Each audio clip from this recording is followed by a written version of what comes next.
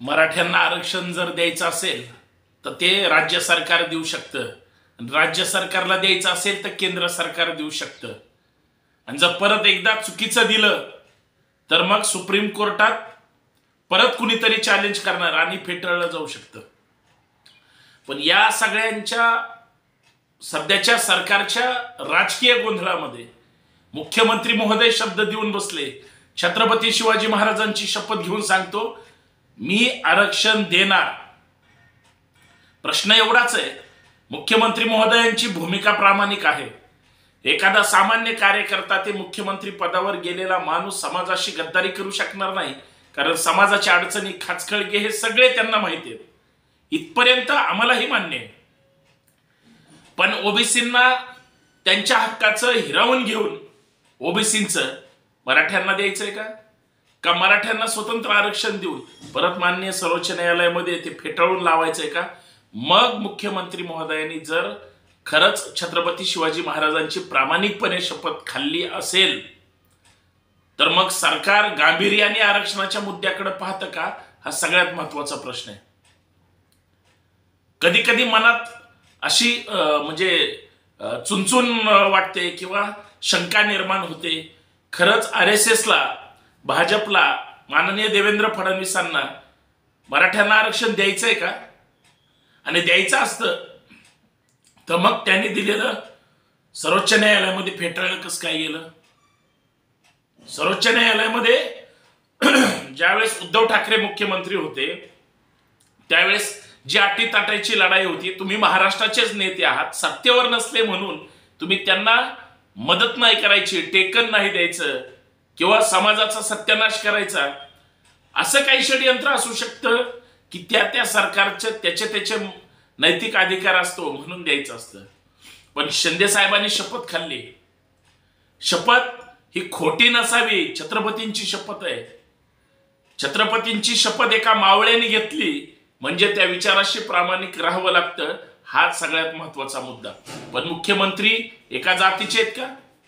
मुख्यमंत्री महाराष्ट्राचे आहेत. मुख्यमंत्र्यांनी ज्यांचे आरक्षणाचे प्रश्न आहेत त्यांच्यासाठी सुद्धा तशीच कठोर भूमिका घेतलीच पाहिजे.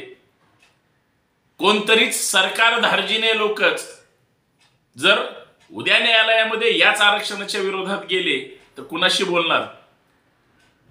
आणि काही लोक जात आहेत, सणावर ते सारखी माणसं गाढवाचं दूध पितात हे तेच जाहीर माध्यमांवर सांगतात. त्यावेळी शंका निर्माण होते की जर इतके खालच्या विचारांची, कारण विचार हे तुम्हाला मिळू नये आणि तुम्हाला मिळतंय म्हणून तुमच्या विरोधात जायचं, ही जी मानसिकता आहे ही साहेब खुनशी मानसिकता आहे. चॅलेंज करून सांगायचं, मग हे मुख्यमंत्री महोदयांना दिसत नाही का? याचा अर्थ मला एवढंच म्हणायचं आहे की जर सरकार जे वाचाळवीर आहेत आणि जे आरक्षण विरोधी माणसं आहेत त्यांच्याशी डायलॉग का करत नाही?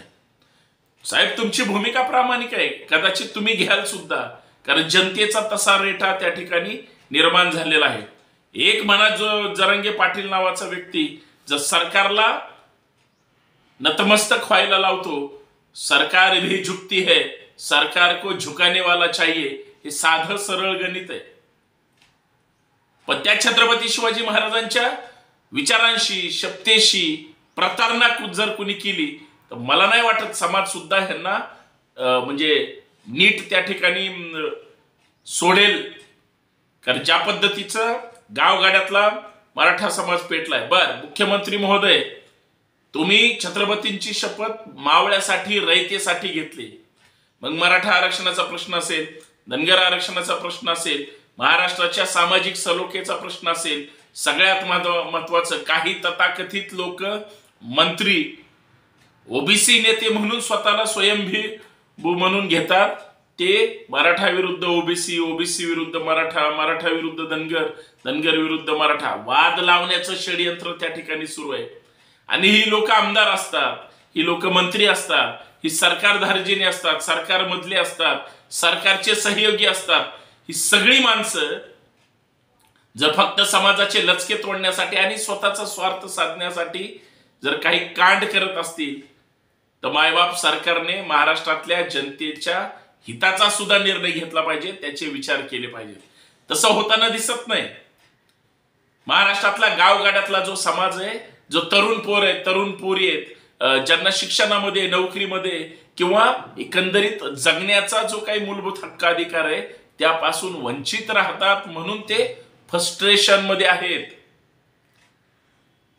पवार साहेबांना काय वाटत नाही, फडणवीस साहेबांना काय वाटत नाही, गडकरी साहेबांना काय वाटत नाही, उद्धव ठाकरे साहेबांना काय वाटत नाही, राज ठाकरे साहेबांना काय वाटत नाही, नाना पटोले साहेबांना काय वाटत नाही. सगळ्या पक्षाच्या सगळ्या टॉप मोस्ट नेत्यांना आरक्षणाबद्दल गांभीर्य नाही. आणि मग ते पळवाट काढण्याची भूमिका घेतात. आणि जे सत्तेत नाहीत ते तर विनाकारण नुसते हवा भरण्याचे काम करतात. हे का होतंय? मग परत त्या शब्देपर्यंत येतं की मुख्यमंत्री दिलेल्या शब्दाला जागणार का?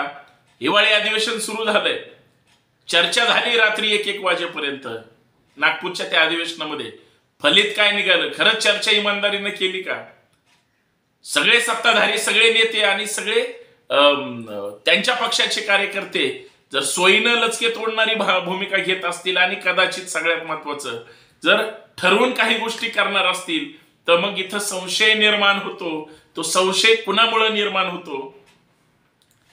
मुख्यमंत्री महोदयांनी किंवा त्यांच्या मंत्रिमंडळाने, सरकारची लोक 100% प्रयत्न करतात.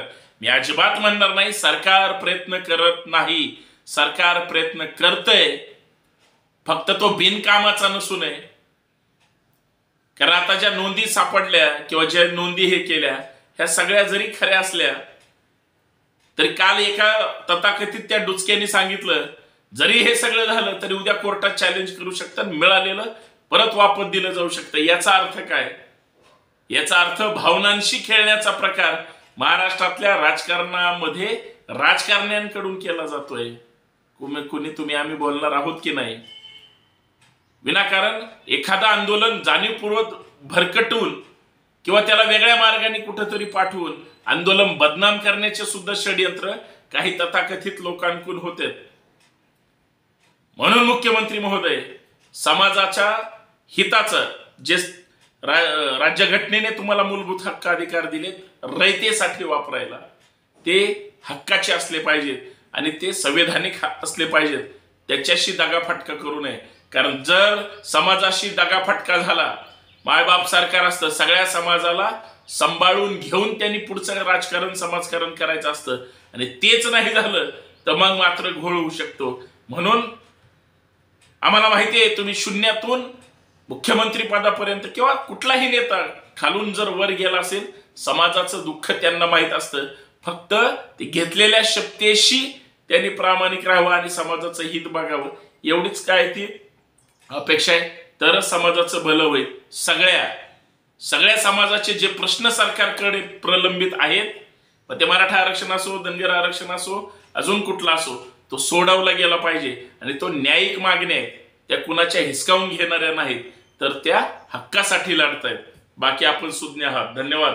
जय जाऊ, जय शिवराय. छत्रपती शिवाजी महाराजांची शपथ घेतली, ती पाळा साहेब, एवढीच विनंती.